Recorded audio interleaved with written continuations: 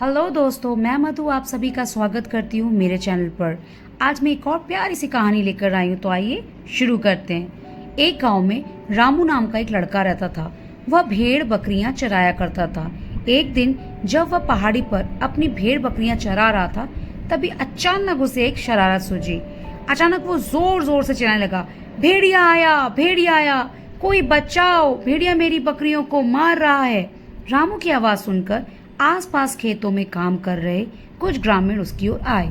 जब वे वहां आए तो रामू जोर से हंसने लगा। हा हा हा। रामू का हंसता हुआ देखकर सभी ग्रामीणों ने उसे भेड़िए के बारे में पूछा।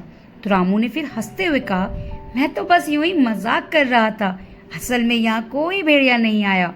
रामू की बात सुनकर सभी गांव वालों ने चैन की सांस ली और भगवान का शुक्रिया करते हुए वहां से चले गए। अगले दिन रामू फिर से जोर जोर से चिल्लाना शुरू कर देता है, बचाओ बचाओ, भेड़िया आया, भेड़िया आया। रामू की आवाज सुनकर ग्रामीण फिर से उसके पास गए तो रामू जोर का टाका लगाकर हंसने लगा। हा हा हा। और कहा, अरे मैं तो मजाक कर रहा था, असल में मैं देखना चाहता था कि मेरी मदद करने के लिए कोई आता है या नहीं।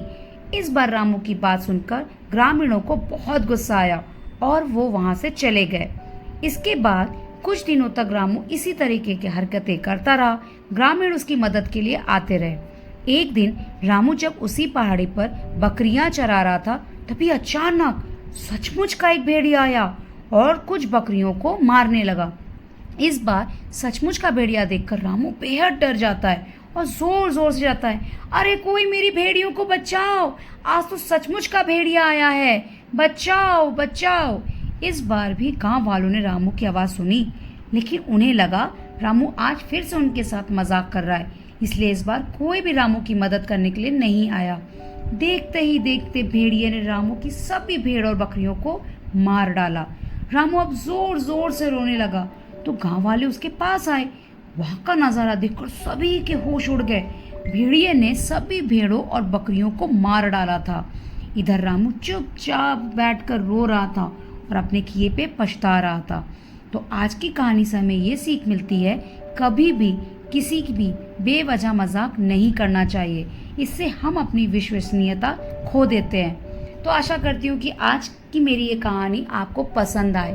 तो इस कहानी को अपने दोस्तों और अपने रिश्तेदारों के साथ शेयर करना ज़रूर, और मेरे चैनल को लाइक एंड सब्सक्राइब करना ना भूलें। धन्यवाद।